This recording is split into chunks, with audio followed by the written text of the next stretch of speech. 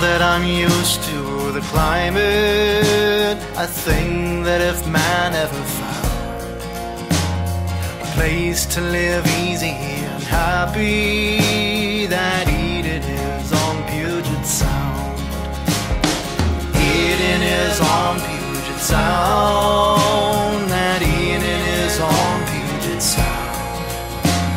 A place to live easy and happy. That Eden is on Puget Sound. Thank you all so much for coming out tonight. Awesome. It is standing room only here at Central Cinema. Can I see, by a show of hands, who has listened to at least one episode of the Seattle Files before? And who has who has never done that before? Everyone else. Cool. Awesome. So, great. So this is basically, it's a local history podcast. So over the course of the next 30, 45 minutes or so, I'm going to be telling a story about local history. And then I'm going to be teaching it to a handful of comedians that are going to be up on the panel here. And basically, I'm going to tell this story. They're going to interrupt me. That's the whole idea behind the show. So put your hands together and welcome the comedians, Doug Willott, Allison Lures, and Nancy Guppy.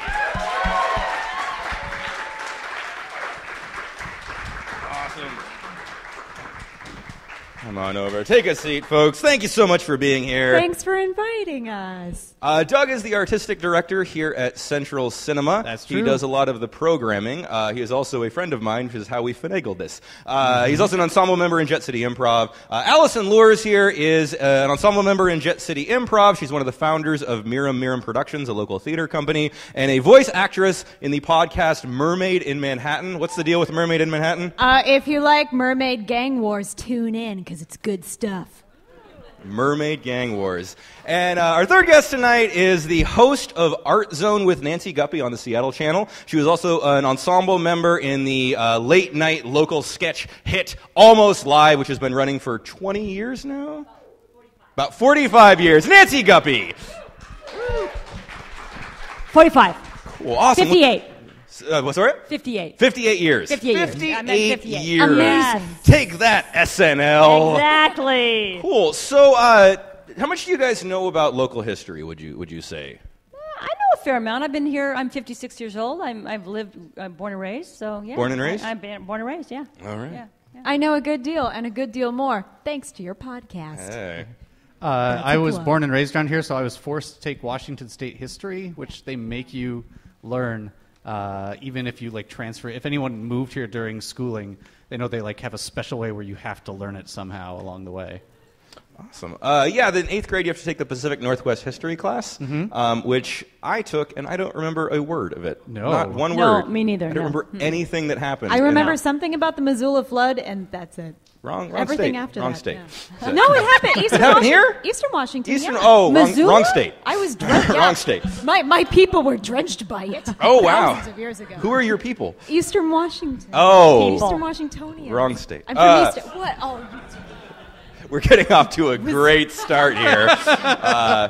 Excellent. So normally I don't tell people what we're going to be talking about before, but this is kind of a special night because we're going to do this episode of the podcast, and then we are going to watch Harry and the Hendersons. Excellent. One of the 4 movies filmed in Washington. And can I tell you a story about that right now, or should we wait till Please the end? do. Okay. So my husband told me before I came here, he's an extra What? in Harry and the Hendersons. He never saw it, and he said, which may give you a clue, but and he said that he confused John Lithgow with John Malkovich, and when Lithgow was coming out of his trailer and he saw him, he went up to him and said, you were so great in Death of a Salesman. No. And that was Malkovich, and Lithgow, of course, was any good actor would do. Thank you so very much. Yeah. Yeah. So Yes, and. Yes, and. I The feel like improv rule. That's better than the other way around, because I feel like if it was John Malkovich and he mistook him for John Lithgow, he would just murder you right there. Yeah. Malkovich would murder anyone at a drop of a hat. Yeah. Yeah. You heard it here first. John Malkovich Is a murderer. Is a murderer. He's a serial killer. Your ticket just paid for itself. They just filmed the new 50 Shades of Grey movie here. Yeah. Such a good book. Kidding. Well, they shut down all the streets, and the favorite thing I heard was that traffic won't be as bad as the movie. Oh, that's a a really line. solid burn. That's a That's really solid. good. That's good. I definitely That's stole good. it, and I've used it many times. Good. And That's continue good. to. Yeah. So tonight we're going to be talking about Bigfoot. All right. Or Sasquatch. Yes. The creature that lives among us. Or does he? I don't know. I think so. Can I see, who here believes in Bigfoot? Why Cool. not? And who here Come on. does not believe in Bigfoot? And who here does not want to commit to a stance on this I think highly I'll take controversial that, yeah. topic of the existence of Bigfoot? And who here is voting for Trump? Aha. See, there you go. Yeah. Okay. See? Yeah, that's who we got here. Okay. They're excellent. related, those two thoughts. Half Bigfoot, half not Bigfoot, no Trump. No Great. Trump. So let's start talking about Bigfoot. All right. The Wildman is a nearly universal archetype and appears in mythology and folklore throughout the world. Mm-hmm. The Wildman bridges the gap between being human and being animal. There are satyrs and fauns in Greek mythology. What does that mean? What? They're half human. They have the satyrs? Oh, With the goat? satyrs. Goats Said it on wrong. them? Yeah. Okay, gotcha. Are you from Eastern Washington? Is that okay? Cool. Satyrs, yeah, satyrs, yes, yeah. yes, I don't yes, think yes. I've ever actually heard that said out Satyr? loud before. Oh, yeah. Satyr? Well, now Yeah, you're satyr is asking. they're the half man, half goat. I want to say. Yeah. And, fauns is on happy days. He's the really cool guy. Yes. Yeah. Hey, that guy. Satyrs are bottom half goat, top half human, and fauns Satyrs are are party top. animals. They really like wine and they like dancing Yeah. and like having a good time. So. Yeah, they're part of. There's centaurs, part human, part horse. Yep. In Asian cultures, there's the Yeti. Ooh. Or abominable snowman, as it's been called, is the beast human-like beast who lives high in the mountains. And in aboriginal Australian legends, there are stories of the Yowie, a hairy creature who lives in the wilderness and is between 6 and 12 feet tall. Of course. Yeah. Yeah. In Indonesia, there's Orang Pendak, which is literally short people who are said to be clever primates who have never been captured either on film or in real life. That live in the Conveniently for them to never be caught on camera. Yeah, right. As if they weren't real. That just sounds like something that like the cool Indonesians made up to make fun of the nerdy Indonesians with. How so? Like a snipe? Like oh, someone if you like go they're out. short and they're smart. I feel like that's a playground insult waiting to happen. You're smarter than you are short, and shorter than you are smart. Boom. Yeah. Roasted. Gotcha. The Babylonian Epic of Gilgamesh depicts the wild man as being covered from head to toe in hair and greenery. Nice. Pretty. Yeah, the wild men of the Coast Salish tribes of the Pacific Northwest varied in their mythology from tribe to tribe. To some, they were malevolent, and to some, altruistic. They were usually nocturnal. Some had legs that didn't bend and spiked toes. There were wild men that abducted women and children, while others were helpful to those who lost their way. I feel really sorry for the ones without knees. That sounds really stressful. I think they may do. That's a hard lot in life. I think that's another Indonesian insult right there. You ain't got no knees. The stick... That's a good one. We gotta seed that one. You ain't got no knees. Yeah, That's no, good. that's Let's all start hashtag you using ain't it. got no knees. Yeah, that's what the show is right now. Spread it around. The stick Indians, or stick men, were the wild men of some Salish tribes. Some tribes describe them as being large and hairy, and others describe them as forest dwarves. Usually malevolent, some are thought to have Wait, large or dwarf? Yes, they're either huge or tiny. Yeah. I think I played as a forest dwarf in a D&D campaign once. What was your alignment? Probably like neutral good. Okay. Yeah, what level were you? Yeah, like neutral. I think like 45 was the highest I got to back in high school. I was a You can nerd. kill angels. I work at Wizards of the Coast. It's not. Yeah, like make fun of me, please. You ain't got no knees. She's got good legs. Yeah. Thank you. Yeah, it's very kind. Stand up. What? Show. Oh, come on. Got good legs, right? They're good legs. I made them myself. Thank you. So this will play great on a podcast. Stick Indians is the English word for them. Their actual names in Salish languages is thought to provoke their attacks. Don't So say don't it. say it. Don't say it. Oh, I might get to it. Oh, we'll get to it. Oh, no. They're usually malevolent, and some lead men and women astray by whistling in the woods at night. So if you're hear whistling in the woods, might be the stick men. Making a note. Yeah. In Northern California, the wild men were called creek devils and lived in the forest only to occasionally come out and abduct women. Creek devil is the best name for like the worst animal. Like that critter sounds horrible, but that's a badass. That's good branding. That's a good name. Yeah. It's like a baseball team. I like it. The Creek Devils? Creek Devils, The Northern yeah. California Creek Devils? Yeah, I would support that Yeah. minor league baseball team. That sounds great. Their record's under 500, but they stole a lot of women this season.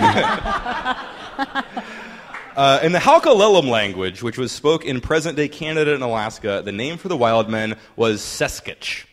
Seskich, which I'm probably pronouncing poorly because it's all phonetic. In 1929, John Burns, a teacher at the Chehalis Indian Reservation in British Columbia, began compiling these stories and anglicized the name to Sasquatch. Finally, we're there.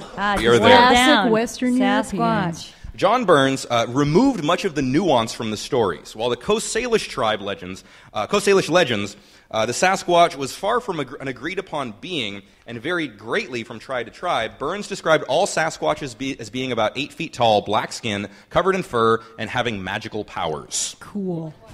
Yeah, what can he do? What's his power? There's spirits. They can influence people and whistle and make you come into the woods. I'm not sure what the actual magical powers were. Maybe there's like pyromancy thrown in, like something really exciting. Like, sorry, what was it? Oh, like pyromancy or something? Oh, like, yeah. Well, making fire. Like maybe there's like some kind of... Yeah, kind of. Is your mic on? I don't know. It should be. Is it on? I got you. Yeah. There it is. Yeah. There you go. I like how his description is like specific height as opposed to all the other general ones. Specific fur, specific this, and magic powers. That covers a lot of area. Yeah. Mm-hmm. He described the Sasquatch as a race the natives lived in constant fear of and did battle with. He told tales of women who were kidnapped and impregnated by a Sasquatch, and a hunter who shot a child Sasquatch and was cursed to never be able to kill again. Oh, so that's one of the powers. Yeah. Dang, You that's can't a good kill curse. anymore. Can't never kill anymore. Yeah. What a poetic curse. Wonder what they can do. You can do anything but kill someone. Yeah. You can Damn it. slap them silly. You can garden like poke 'em. hell, but Yeah. you can't Poke. kill. Yeah. John Burns eventually left British Columbia, but he is largely responsible for the version of Sasquatch we think of it today. The wild men of Western native traditions were often spirits, supernatural beings who could be short, tall, kind, malevolent, human-like, or beast-like, but the stories that John Burns compiled smoothed out their features and unified them into the single image that we think of them today. Like a very hard to see picture. You can't even tell what it is exactly, and it's like some sort of like a blurry fog. thing. He's the thing. magic guy of Yeah. mythology. Yeah. Yeah, well, all of the images and all of the artwork and things like that of Sasquatch from before about the 1968, which we'll talk about a little bit later, or 1967, comes from this kind of unified mythology that John Burns put together and compiled. Summer of Love, wasn't that 67? Was that 67? Coincidence? I wonder. I don't think so. Coincidence. I don't think so. René de Hinden was born in Lucerne, Switzerland in 1930. He bounced around foster homes and orphanages for most of his childhood, worked on farms, and was forced to grow up tough as nails. He moved to Canada at age 23 and read an article about an expedition to try to catch the abominable snowman in Tibet. He would later say, quote, "Something clicked in me then, and looking back, it seemed that maybe I'd been searching all my life for a chance like that, a chance to really accomplish something. Now, wouldn't that be something to be on the hunt for something like that?" Oh, man. Wow. This guy's got a heart of gold. Yeah. What a vague statement, though. Growing up on the hard streets of Switzerland. Yeah, he was bouncing around into orphanages, and so he said, I'm going to look for this creature. I'm going to look for this Sasquatch. I'm going to find him. And when we watch Harry and the Hendersons later, the character of Jacques is based on René de Hinden. Oh, cool. That's who they based this character on. Although Is he still alive? Sorry? Is he still alive? He's not. He died in 2001. Yeah, so he's no longer with us. All right. Here's to you. Moment. Let it go. Yeah. Yeah. That's a short moment for René de Hinden. And then in you all power. laughed after Rest that in power. moment. Yeah. Shame on you. De Hinden moved to British Columbia and met up with journalist John Green. John Green was skeptical at first, but it took very little to convince him of the existence of Sasquatch. Green... I like this guy. I like this guy a lot. a short moment of silence. I've got breaking news. There's a thing. It's 8 feet tall. It has magic powers. I don't believe you. know what? I'm in. I believe no, it. it was a very quick conversion. Nice. Yeah. And the character of Dr. Whitwright, I believe is the name, in Harry and the Hendersons is based on John Green. I'm So really they were- impressed with the research that went into Harry and the Hendersons. Yeah, IMDb. It's all on there. It's all on there. John Green he was convinced by what had become known as the Ruby Creek incident. In 1941, John Burns, the guy who was... second creek thing? Wasn't there something creek earlier? Ruby Creek? Devil. Oh, the Creek Devils. Creek Devils. Okay, yeah. no, Ruby Creek. Ruby Okay, Creek. Okay, got a it. lot of creeks in this A lot story, of so creeks. spoiler alert. Yeah, this is a yeah. creek-heavy There's a tale. theme. So the Ruby Creek incident in 1941, John Burns, the guy who was compiling these Sasquatch legends, wrote a story for the Vancouver province. Quote, huge bear terrorizes Indians. Oh. A child's scream, the uproar of dogs, and a frightened woman's hurried glance led to tales among the Ruby Creek Indians today. Wait. Hurried glance. A hurried glance. Like, a frightened woman's hurried glance. She went like, what? Yep. And what did that do? It's like a glance, but faster. Okay. Yeah. That's how you know it's She trouble. just got a quick look. She didn't Yeah, get a just a real quick. good look Got at it. it. Yeah, Is the idea. Okay. Led to tales among the Ruby Creek Indians today of a huge hairy monster preying on the encampment. It turned out to be a bear, but a huge one. Rosie, But still, it was a bear, but still. But you never know. Rosie, small daughter of Mrs. George Chadwick, an Indian, was playing in her garden, half a mile east of Ruby Creek, when she suddenly looked up to see the enormous beast approaching. She screamed for help.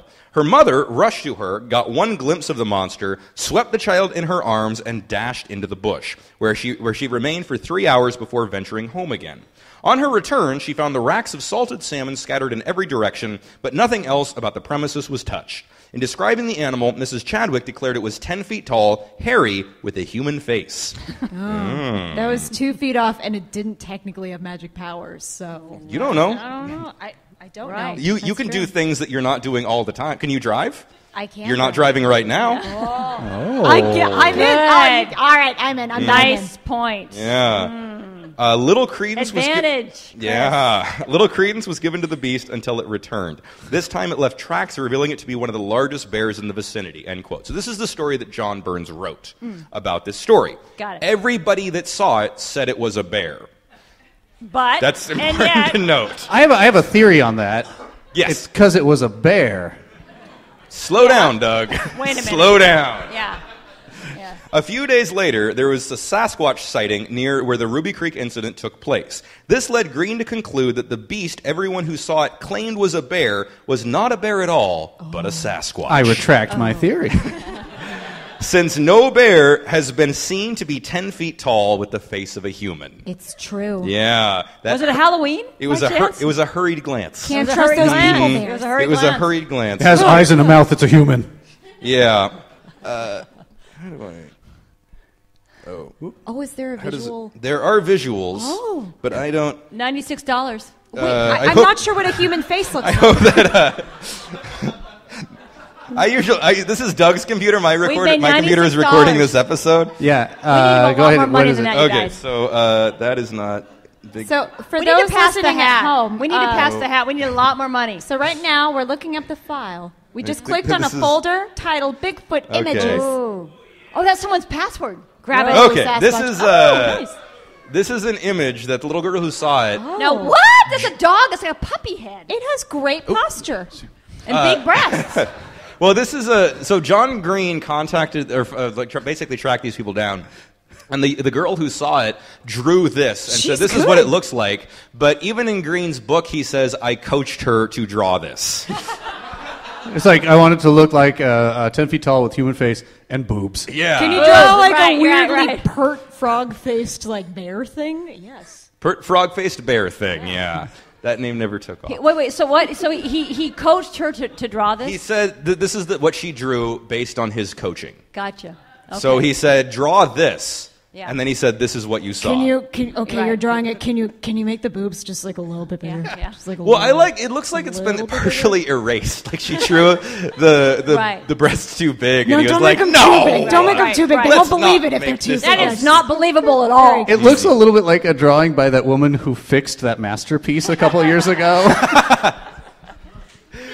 There was another sighting by a Mrs. Chapman whose daughter saw a creature she described as looking like a cow coming out of the woods. So the same thing. Yeah, pretty It's much. the same thing. When Chapman saw it for herself, she said it looked like a bear, but with a flat nose instead of a snout, and that it stood about 8 feet tall and walked on its hind legs, which bears do sometimes. Of course. She later made different accounts that contradicted her original statement. She changed her story. Whiskey. Whiskey? She's been drinking. She's been drinking, She's been knocking drinking. back a few. Yeah, exactly. Line them up. Drinking whiskey, seeing bears. The life in British Columbia. John Green later said of her statement, quote, "No two witnesses, however impartial, have ever have the same recollection of details of the same event, and it is rarely that a witness who is testifying at any length gives precisely the same information at the trial that he gave at the preliminary examination." So he's saying memory is fallible. Not true. But to continue the quote, on the other hand, It's a bear. yeah, most people do not lie very convincingly under questioning, and it was quite certain that Mrs. Chapman believed what she told me when she said she saw a bear. Yeah. In 1957, British Columbia was having its centennial celebration, and the small town of Harrison Hot Springs received a $600 grant for festivities. They decided to use the money to host a Sasquatch hunt. Oh, boy. This drew international attention, and Renata Hendon volunteered to lead the expedition. Hold on a second. They received $600 grant, and they're like, we're going to throw a Sasquatch hunt. So what you just told me is they kept the money.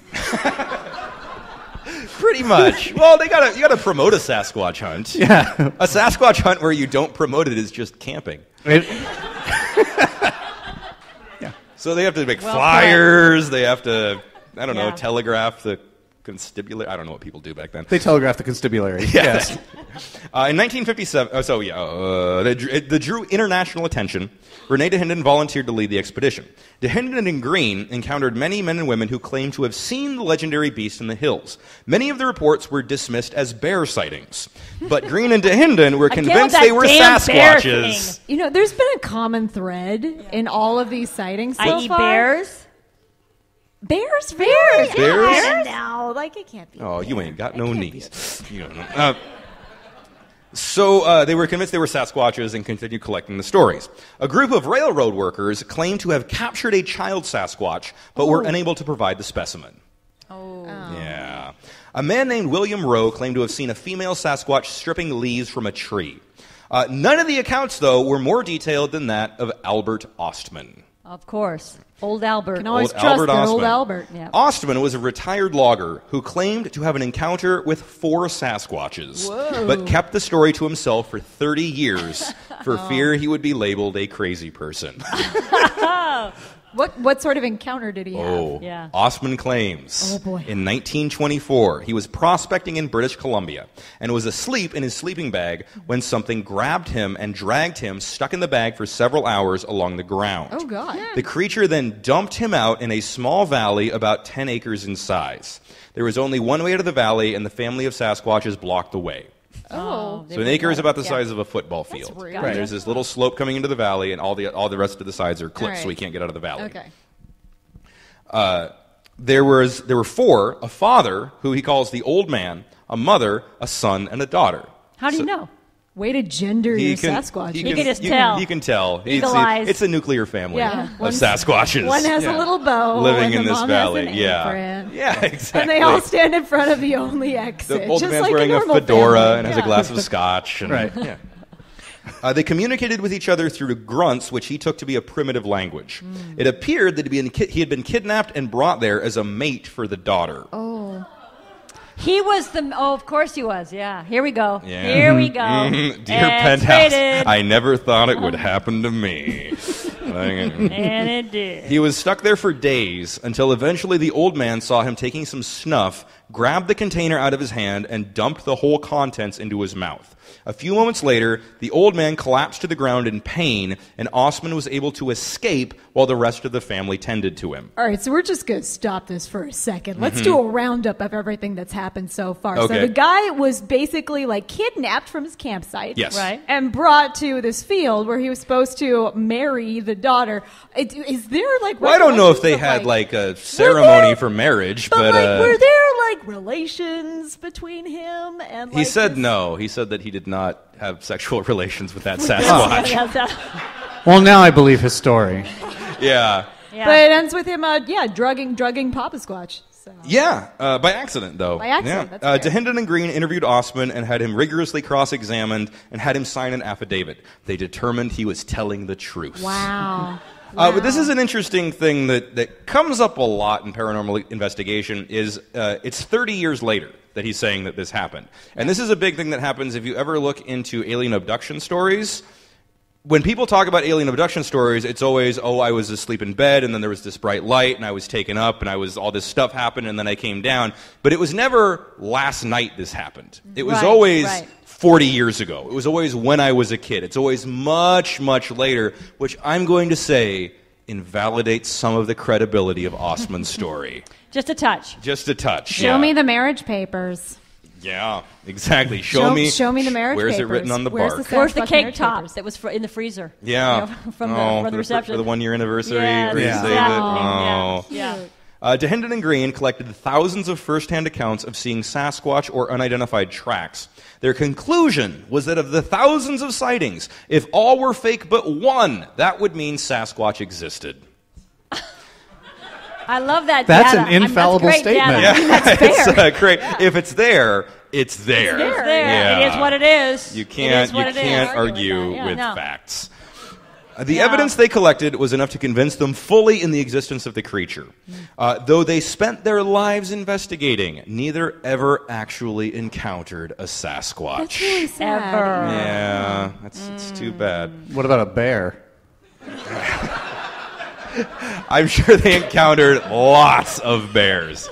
Now, did the bear have a human face? Good insight. So how... Nice. There's you'll see a little arrow to the right of the screen on the right edge, and go ahead and just click on that arrow. Oh, great. Bam! This is Renee DeHenden right here with some evidence. Those are big feet. Yep, these are plaster castings of some of the tracks. That Here's he my found. evidence. This is what I believe the feet would look like. Let me ask you this, though. Are those bare feet? Those are not bare feet. Spell bear. S-A-S-Q... O-B-A-R-E. I see. Right. This Okay. is the face of You're a too man who clever for my absolutely spelling. believes what he's doing. Like, Oh, yeah. No, he's a believer. He's he's like convinced. Clint Eastwood, except like slightly crazier. One of the books I read on DeHenden tries to break down him psychologically and says that because he grew up without a father and he bounced around to foster homes, that he viewed Sasquatch as a surrogate father, that he could never actually find, that's that a it was this reach. like relationship, but it was a safe relationship because he knew he would never actually be able to find and connect with this thing. Oh, wow. That's deep. It's Very really deep. deep, It's extremely deep. Hashtag dad squatch. Yeah. That's the hashtag for the night. Hashtag Dex or Dad Squatch. In 1958, 25 loggers on Bluff Creek Road The creeks. in Creek northern. number 3. Yeah, things are really the evidence is piling up. 25 loggers on Bluff Creek Road in Northern California near Redding arrived at their site and discovered a 450-pound drum of diesel fuel was missing. There were no tire tracks around the site to indicate theft, but instead found some large footprints. Does Sasquatch eat diesel? Is that the implication? If Sasquatch drinks diesel, he turns into Super Sasquatch. Oh, yeah. The tracks were like a man's, but much larger. The drum of fuel was found soon in a nearby gully and appeared to have been thrown there rather than rolled down the hill, since the foliage was undamaged leading up to the drum's resting place. They started referring to the vandal as Bigfoot. 2 words. Bigfoot. Wow. That's where what year was that? 1958. All right, here we go. It became something of an in-joke around the crew. If something went missing, they would say it was probably Bigfoot. Mm-hmm. Dogs were lost, and Bigfoot was believed to be the culprit. Most of the men didn't believe the stories and didn't take the matter seriously. Wait. So if something was lost around the camp, they Bigfoot did blame Bigfoot. Example, dogs. Dogs and gasoline. That's Yeah. what he eats. Not- Everyone knows that. Not like they lost one dog around the camp. There's been There's multiple like 4 dogs that dogs they had. I didn't think about that in the research.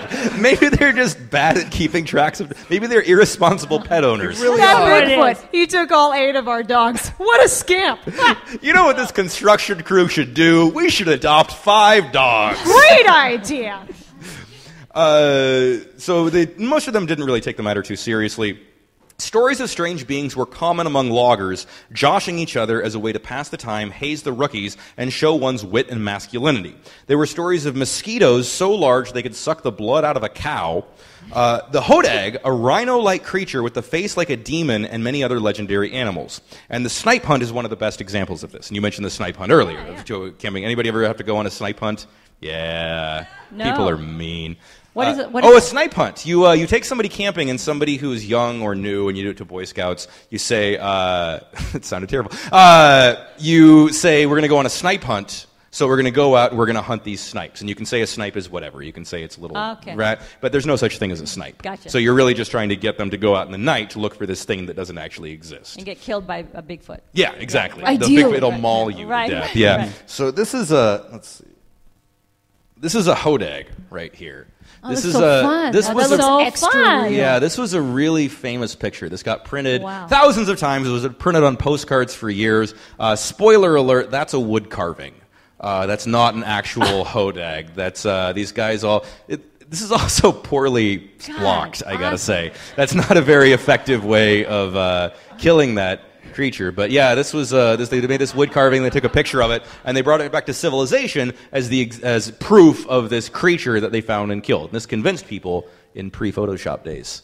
And this was printed on thousands of times, postcards, all kinds of stuff. I love it, like the big stick right over there. I'm Yeah. here with the big stick. Wow, that's awesome. I just wonder who the poor guy was that they made pose as the dead guy. Yeah, for a He long seems pretty time. comfortable. Yeah. I love, because all of them clearly are in on it, and look how serious they all are. You know, like whoever was taking this photo probably over and over be like, no, everyone looks serious. Stop laughing. Yeah, this guy's not doing a very good job of it. He seems pretty He's happy a little with bit what's happy going right on. there. Yeah, yeah. A few months later, more tracks were found. The workers were convinced that these were the real deal. They made plaster casts that measured 16 inches long. A taxidermist inspected the cast and instantly dismissed it as fake. He concluded that the tracks were artificially made and some members of the crew were playing tricks on the others. What are the odds of that? Wacky. The Humboldt Times picked up on the story and it caught on. Other news outlets picked it up and it clearly struck a chord in people's imaginations. Andrew Gonzoli of the Times wrote, quote, "The men are often convinced that they are being watched. However, they believe it is not an unfriendly watching." Yeah. But one that Here they we welcome. go. They Here we welcome go. it. All right. Have you dug into historical archives to find out exactly what an unfriendly watching is? This is what I'm here for. I found some very interesting things when I Googled unfriendly watching that made me not, nearly every new piece of work finds tracks on it the next morning, as though the thing had a supervisory interest in the project. So it's not an unfriendly watching, and it's a supervisory interest, so Bigfoot is just a good boss. Gonzoli also called the creature Bigfoot, one word, and was the first person to dub it that. The tracks were measured to have a stride of about 50 inches at a casual pace and 10 feet while running. So, Okay. dang it. How do I... There we go. This is one of the crew members. This is Jerry Crew, and this is the plaster that they took. Yeah, Jerry Crew on the crew. He very didn't really convenient. have much of a choice. A little bit of a comb over maybe going on. On the foot? No, on his Oh, head. Jerry, yeah. The story was picked up around the country and soon became an international news piece. Oh, God. Betty Allen wrote, quote, "Almost every conversation one hears around here either begins on the subject of Bigfoot or soon swings around to him. They say is a favorite expression, and the they say authorities are filled with theories." Some of the members of the crew admitted to faking the footprints. But the story had grown far beyond a handful of loggers playing tricks on each other. The New York Times, Los Angeles Times, Chronicle, and Examiner had all picked up the story. Andrew Gonzoli, who had first broke the story, didn't really believe in the creature, nor not believe in the creature, nor did he take the matter too seriously at all. He later wrote it was, quote, quote, lighthearted sort of thing at a time when the world is filled with struggles, aches, and pains, the chance to talk about something else, curious, maybe funny, and for some, thrilling. I really admire that. Yeah. That's nice. It's a beautiful A little lie. diversion. Diversion. The most commonly held explanation at the time was that the tracks had been left by a mentally handicapped Indian who lived in the woods. Wow. Damn. That's so politically incorrect, my God. Oh, Wow. man, we'll just step back from that for a I'm just little going to bit. say, I cleaned this up a lot. I was going to say. A lot wow. from the newspapers that I was reading at the time. One witness who said he saw the man claimed, quote, the boy was entirely naked except for a wide leather belt to which the chain was attached. He was over 6 feet tall with immense hands and feet and weighed about 250 pounds. He had a rather long reddish-brown hair and also a lot of hair on his body. He looked like an ape and could not talk. In fact, he was an imbecile. I feel Horrible. Wow. I suddenly do believe in Bigfoot because of this, because I feel like that is the whole, like, how do you explain what we just saw? Clearly that was Bigfoot, and this is the furthest explanation someone could come up with. Like, it was a 6 foot tall boy. It's just a covered large in boy hair. kid. And he was an naked, but he had a imbecile. belt. Yeah. Oh, man. Well, there's some said the boy had been chained up by his parents and escaped into the woods. Oh, man. I retract my joke. Now it's a sad movie. So it's interesting because folklore and these legends and myths often either heed warnings or they reflect anxieties and fears. Right. And so you have all these stories about natives saying, don't go into the woods at night. Women and children don't go off on your own and all these things or else you'll get abducted by Sasquatch or whatever. And so now what we have is white people adopting this as an anxiety about living with the native populations that they've displaced and the kind of retaliation against that. Gosh. So it's kind of an adopting and a reappropriation and a changing of this myth in order to reflect different mentalities of the people that are talking about this myth and spreading this myth. Hasn't changed too much, has it? No. No, it has not. Doug. The story of the mentally... I have no comment. The story of the mentally challenged Indian was likely the resurgence of a much older story from the area of a bandit who lived in the woods, was covered in hair, had huge feet, and weighed over 300 pounds. I like the bandit version. The bandit was said to be part white, part black, and part Cherokee. I don't know if I like the bandit version.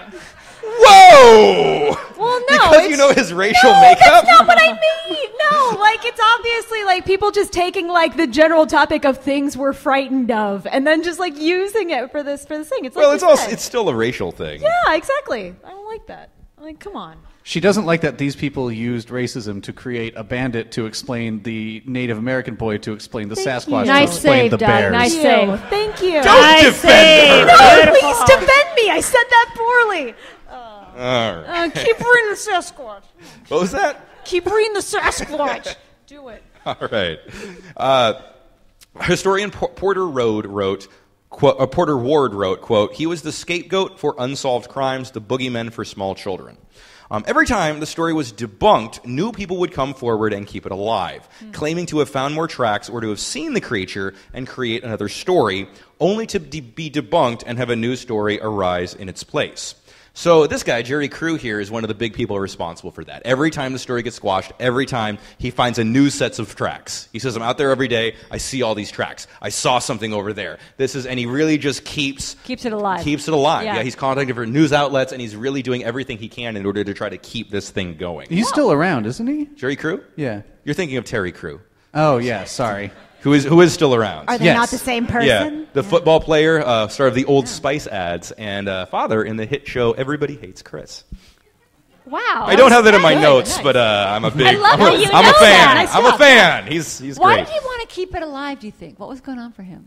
He can profit off of this. He Yeah, can sell his right, story. right. He also people like being in the limelight. Yeah. Some He may people, not have much else Some going people on, fake yeah. Bigfoot. Some people create podcasts where they teach history to local comedians. People just like And attention. popular We all together, have our sit on a thing. stage. And, Yeah, right. exactly. We all have our thing. John Green heard tell and headed down from Canada to investigate, down to Northern California where all this was going on. He was convinced that the Americans had heard about the investigations of Sasquatch and were trying to fake their own Wildman story, which would detract from his more serious research. So what I'm doing is science, and What this you're- is just shit. Yeah. National Enquirer. Yeah. He found the tracks to be similar to the ones he saw in British Columbia and became certain that they were made by the same species. Bigfoot and Sasquatch merged into one creature. Oh. So this is when Bigfoot and Sasquatch become the same thing. Because John Green said, "Oh, I've seen those tracks." And Jerry Crew said, That's a dramatization. By 1967, there was a plethora of sightings and anecdotal stories from up and down the West Coast, but no clear images, no remains, no creature captured alive. There were plenty of footprints that were found that were deemed unexplainable by believers. October 20th, 1967. Roger Patterson and Bob Gimlin were in Northern California filming a documentary about Bigfoot. Patterson was from Yakima, Washington. Woo! Yeah, Eastern Washington. Finally. Yeah. Wrong state. He and Gimlin traveled to California to film some tracks that had been found. When they arrived, it seemed that rain had destroyed the tracks, so they spent some time on their horses exploring the canyons and back roads looking for more tracks. They were near a creek. Number 4. Coincidence? Number 4. When fortune smiled upon them, and a female Bigfoot emerged into their sight. According to Gimlin, they were at, quote, this bend in the creek bed. There was a fallen tree, and as we came around it, there was this creature standing by the creek. That's when everything started happening. The horses started jumping around, raising the devil and spooking from this creature. Roger, well, his horse was rearing up and jumping around. He slid off him. And slid onto the ground. Yeah.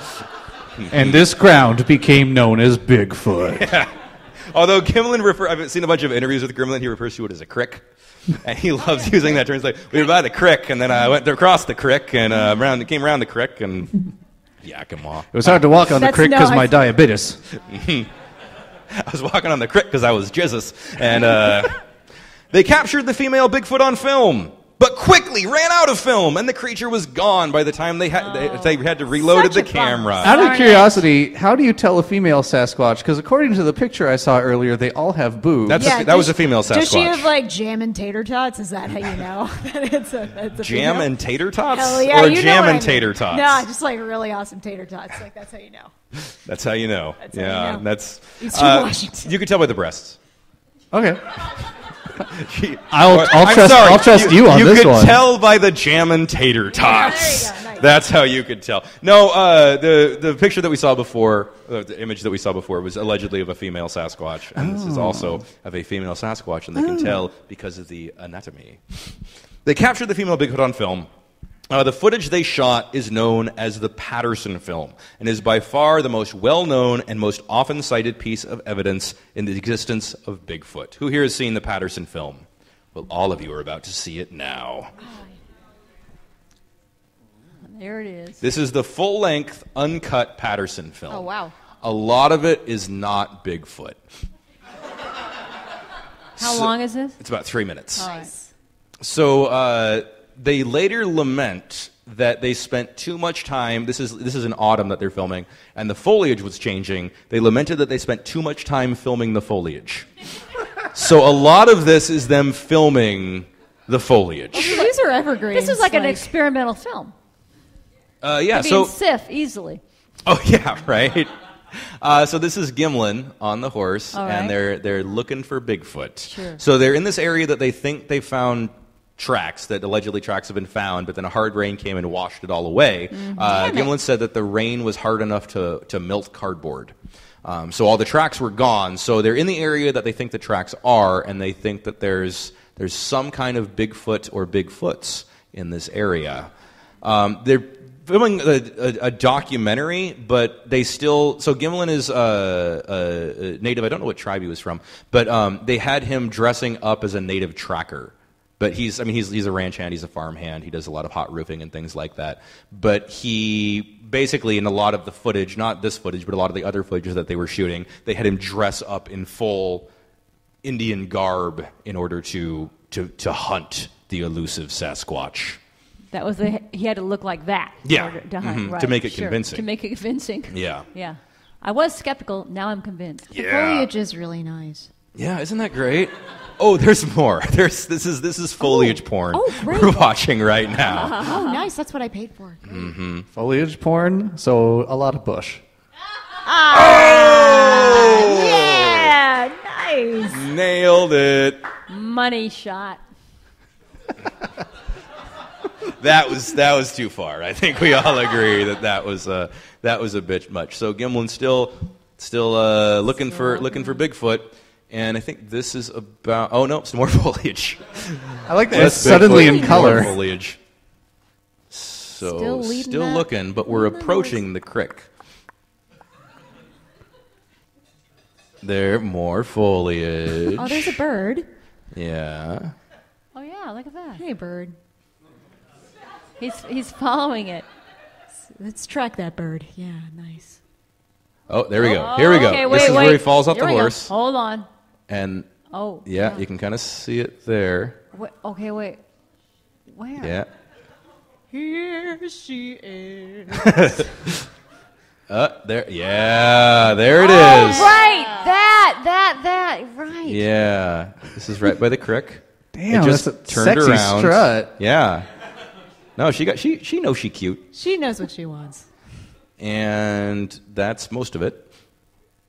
And you'll be able to see in just a second here that it'll come back into he'll circle around the trees to get a better look as the creature disappears into the forest. Magic powers. Into the dark of the forest. And in looking for different clips and things like that of this on YouTube, my YouTube recommended videos became crazy. Oh, I can imagine. Crazy. There's a lot of freeze framing and zooming in and saying, look at that. Where an eye is, what do you think we found? An eye. Proof. Positive. Proof positive. There's another one that somebody has found when it walks into the shadows, he's finding and there's a second and third Bigfoot in the shadows there. What? You can see. No, they travel in nuclear families, remember? So that's right. That's what we learned from Ostman. That's right. So this is by far the most cited, most seen, and most referenced evidence of the existence of Sasquatch. Prior to this, there was never been any kind of footage, any kind of picture, other than one really blurry picture that was published in a San Francisco newspaper. But everything else has been artwork. And coincidentally, this creature looks exactly like the artwork. Wow. Yeah. Prior to the Bigfoot film, Roger Patterson had spent most of his life as a confidence man.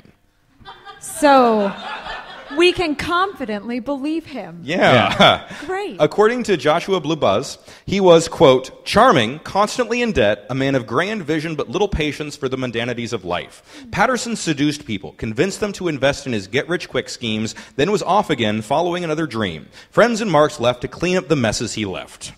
Prior to Patterson video, there's no clear image of Bigfoot. So this con man who's filming a fake documentary happens to catch the real Bigfoot. What a I mean, surprise. it's not a bear. It doesn't look like It's a bear. definitely not a bear. Definitely not a bear. Definitely not a bear, yeah. If there are 1,000 tracks that are Bigfoot tracks and only one of them is real, Can you please put that gesture into the form of a sound? the more you know. Thank you. Correct. I made a rainbow hand. Oh, rainbow hand of a lot. So his plan was to take the movie to New York and become rich and famous. DeHinden... Pretty good plan. Yeah, It's a right? Pretty good Why plan. He's got a Sasquatch on film. He's got a Sasquatch. I cannot give this guy A Sasquatch from the crick. Wow. Don't make fun of Allison's people and the way they talk. Sorry, my blood sugar's off. I have diabetes. Maybe the third time that joke will work.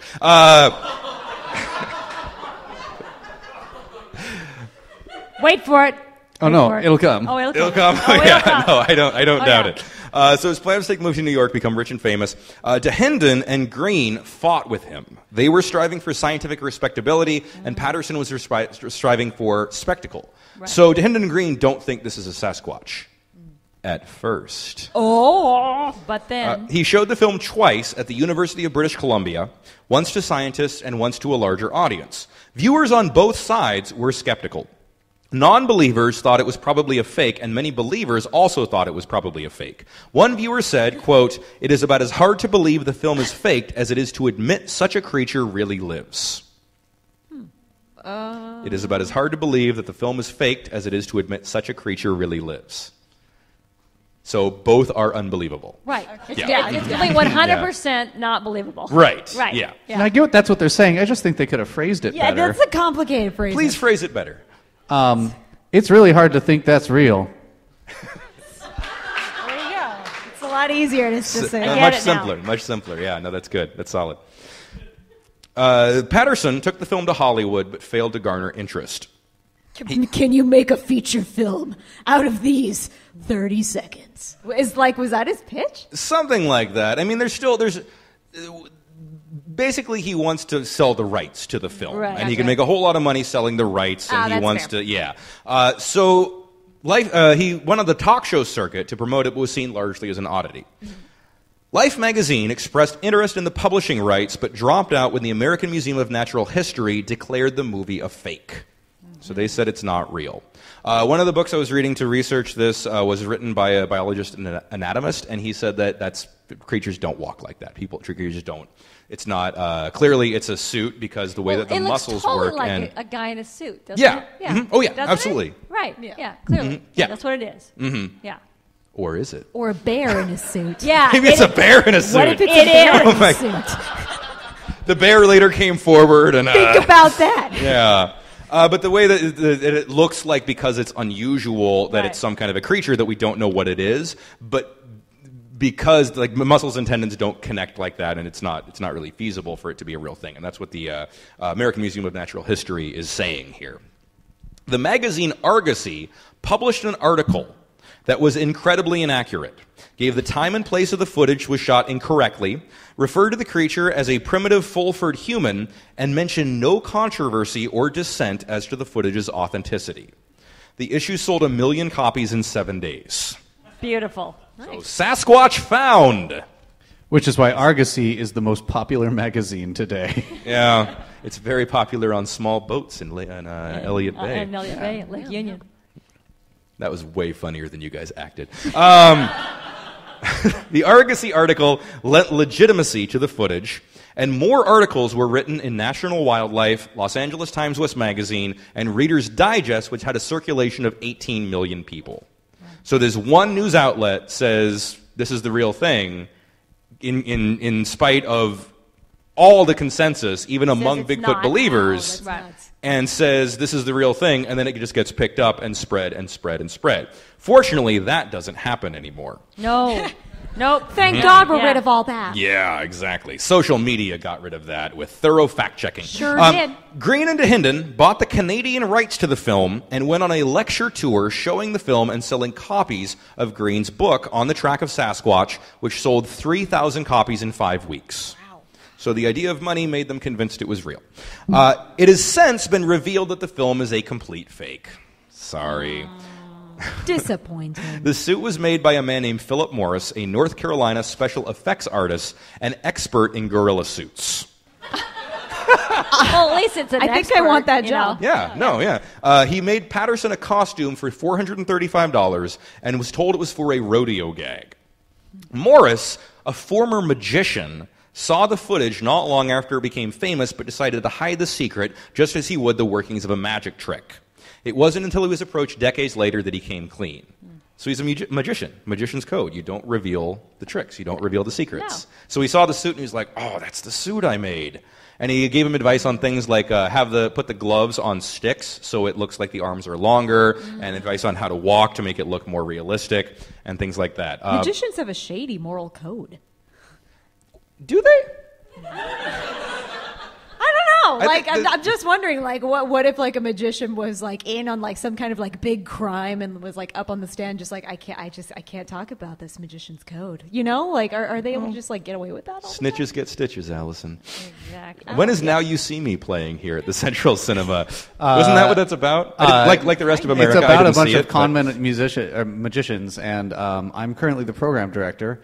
And as long as that statement is true, it will not be playing at the cinema. Fair enough. Bob Hieronymus. I practiced so much saying this name. Hieronymus, I believe it's how it's pronounced, was the man in the suit who also came forward and admitted his part in the hoax years later. It is still the most frequently cited piece of evidence for the existence of Sasquatch. Wow. Spectacular. So- I love that we want to believe that. We want to You know? believe. We People wanna want to it. believe, yeah. Maybe you have that in there. Like, what do the people who still believe say? Like, do they kind of same with like the fairies from back in the day with those two girls that admitted that they faked the fairy photos? Same thing where like the believers are like, they're just saying they faked it. It was real. Is it that? Or? Let's see what Rene DeHinden has to say about that. In this footage from 1997, he died in 2001, but this is footage from Rene DeHinden 4 years before he died after he spent his entire life hunting Sasquatch. Wow. I want to buy whoever edited that like a really good, like a drink better than kokanee. Mm-hmm. Yeah. Bigfoot hunters got to eat, you know? Man. So he did a kokanee commercial in Nice. 1997. Wow. Yeah. And did you hear the music at the end? It was kind of muffled, but the X-Files was really popular in 1997. So it's got that right. doo-doo-doo-doo-doo-doo. Someone's just whistling that. What the hell was that? Was that somebody whistling Wait a back? minute. So today, there are multiple TV shows, dozens of books, and countless stories about the search for Bigfoot. No live specimen has ever been captured or killed, and the creature has never been captured clearly on film. 2009, Mount St. Helens. I was camping with friends. A drunk guy stumbled into our camp. Yes. Rambled incoherently for a few minutes, and then he asked us if we believed in Bigfoot. And there was a short pause, and he answered his own question with, I don't know, man. I don't know. I think he's out there. I want to believe. Beautiful. That's the cliffhanger right there. Mm-hmm. I've never heard you include a personal anecdote in one of these before. That's really special. Breaking all the rules tonight. Yeah. It's crazy time. He really, he would not let this go until we asked him to leave. He really, really wanted to talk to us about Bigfoot. Wow. Who did Yeah. that drunk man turn out to be? William F. Bagley. Oh, of No, course. I have no idea. I don't, Yeah. you know, he was just some guy, not Bigfoot. Not No. Bigfoot. But he believed. But he He, believed. he wanted to believe. Or the spirit of that guy that got killed in the big, huge, when it blew up, when the mountain blew up. Oh, what's Oh, his yeah. name? Yeah. Yeah. the That guy. Oh, yeah, the guy that That died in the guy St. that Helens. died. That was his name. That yeah. guy that died. Yeah, and his spirit still roams the countryside of Drunk Mount and St. going Helens. into campsites. Yeah, exactly. What better way to honor his memory than to... I love the idea that there's a volcano spirit asking you if you believe in Bigfoot. Well, he's probably had a lot of conversations with a lot of people, and that's just in the conversation roulette. Sure. That's the Yeah. one that we ended up with. Yeah. You guys believe in Bigfoot? I want to believe. I didn't believe in volcano spirits until this. And that's the a small part of the greater mythology of Bigfoot. That's a of, great, a lot nice of. history, man. Yeah. Nice digging there. That was great. Oh, thank you. And it's interesting with cryptozoology and a lot of these stories and paranormal stuff and aliens and ghosts and things like that.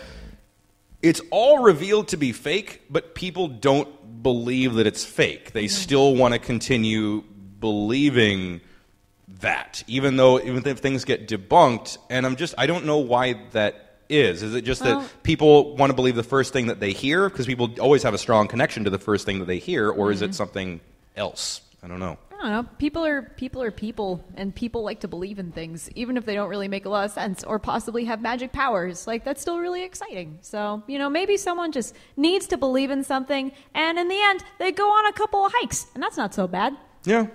It gets them out of the house. Gets them right? out of the house, It yeah. gets Yeah. them exercising. It's an Yeah. exercise plan. Visit your national parks, kids. Well, like Gonzoli was saying, that it's just a clever, a pleasant diversion. Right.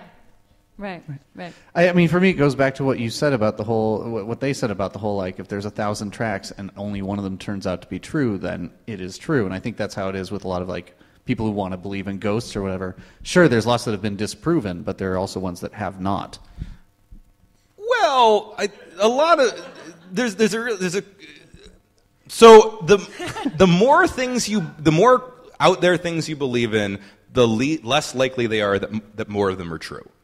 So if you believe in one, so people, it's really interesting because people who believe in Bigfoot are more likely to believe in alien abductions and are also more likely to believe in the Illuminati controlling the world. Right. But Are you saying you don't, Chris? the idea that I can't talk about the Illuminati stuff, but the idea Smart is move. that if as you increase the amount of things you believe, it becomes exponentially less likely that all of them are true. Mm-hmm. That if you believe in Bigfoot and aliens and the Illuminati and whatever, the idea of one of those things that is true is it's a whatever percentage of probability it is. But the probability gets smaller and smaller and smaller the more things you pile onto that. However, if you believe in one thing, the more likely you are to believe in something else. So it probably speaks more to our psychology for whatever reason, and a lot of this, kind of adopting mythologies.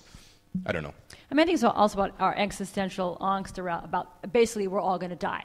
I mean, What? Me, yeah, right. I don't know if you knew that. What? No, yeah. Oh, you have Nothing, a podcast, Chris. nothing. You will live on forever. That's right. Until iTunes servers crash.